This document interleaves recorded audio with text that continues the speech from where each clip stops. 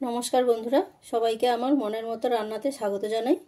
আমি আজকে একটা টকটক ঝালঝাল রেসিপি চুনো মাছের দিয়ে কাঁচা টমেটোর চচ্চড়ি নিয়ে চলে এসেছি, যা গরমের সময় আপনাদের মুখে একটা নতুন স্বাদ এনে দেবে। তো আমি কিভাবে বানাচ্ছি আপনারা প্রথম থেকে শেষ পর্যন্ত দেখতে। বানানোর জন্য আমি নিয়ে নিয়েছি হলুদ গুঁড়ো, লবণ, শুকনো লঙ্কা, কালো সর্ষে, কাঁচা লঙ্কা, চিনি। আর নিয়েছি চচ্চড়ির জন্য চুনো মাছ। সবজির মধ্যে নিয়েছি আলু আর টমেটো। বন্ধুরা, আমি এখানে 3 পিস আলু কেটে নিয়েছি লম্বা লম্বা করে, আর নিয়েছি 5 থেকে 6 পিস মতন কাঁচা টমেটো, এরকম করে কেটে নিয়েছি। এর মধ্যে নুন আর হলুদ মেখে নেব। তার জন্য দিয়ে দিলাম হলুদ, পরিমাণ মতন লবণ দিয়ে মাছটাকে ভালোভাবে মেখে নেব। এর মধ্যে লবণ আর হলুদটা মেখে নিয়ে 5 মিনিটের জন্য রেখে দিলাম। 5 মিনিট হয়ে গেছে। এবার প্রথমে মাছটা ভেজে নেব। কড়াই গরম করে নিয়েছি, তার মধ্যে পরিমাণ মতন সর্ষে তেল দিয়ে দিলাম। তেলটা ভালোভাবে গরম হয়ে গেছে, তেল থেকে ধোঁয়া উঠতে শুরু করে দিয়েছে। তো আমি এর মধ্যে এবারে মাছগুলো ভেজে নেব। পুরো মাছটা একসাথে দিয়ে ভাজবো না, অল্প অল্প মাছ দিয়ে ভালো করে ভেজে নেব। এইভাবে মাছটা আমি ভালো করে উল্টে পাল্টে লাল লাল করে ভেজে নেব। মাছটা আমি এইভাবে উল্টে পাল্টে লাল লাল করে ভেজে নিয়েছি। এবারে নামিয়ে নেব। সব মাছগুলোকে ভেজে নিয়েছি। ফোড়নে দিয়ে দিলাম শুকনো লঙ্কা, কালো সর্ষে,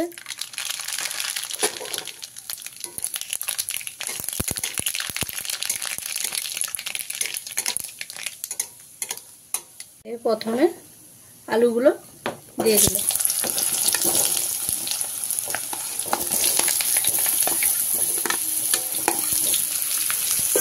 আলুটা আমি এইভাবে লাল করে ভেজে নিয়েছি।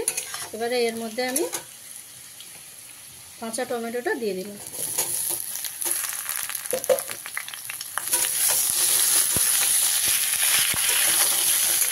দিয়ে এর মধ্যে পরিমাণ মতো লবণ দিয়ে দিলাম, হলুদ দিলাম 1 চামচ, কাঁচা লঙ্কা দিলাম কটা, দিয়ে ভালো করে ভেজে নেব।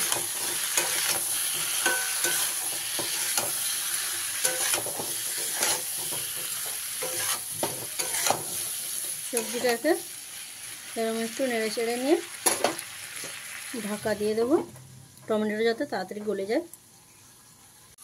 ঢাকা খুলে মাঝে মাঝে দেখে নিতে হবে সবজিটা সেদ্ধ হয়েছে কিনা,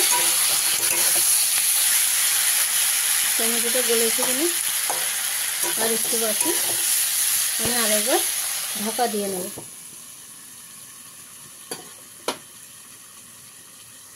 ঢাকনা খুলে আবার দেখে নেব সেদ্ধ হয়েছে কিনা।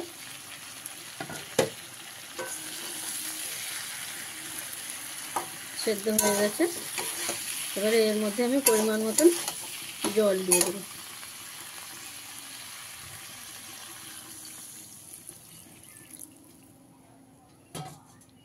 জলটা দিয়ে কিছু সময়ের জন্য ফুটিয়ে নেব। একটু কাঁচা টমেটোর চচ্চড়ি করছি, তাই টমেটোর কষ্টা ভাবটা যাতে না থাকে, তার জন্য আমি দিয়ে দিলাম 1.5 চামচ চিনি।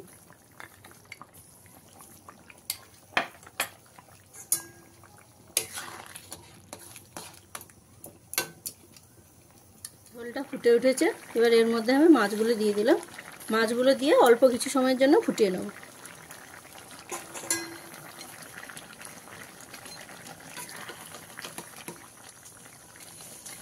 ঝোলটা এইভাবে গা মাখো মাখো হয়ে গেছে।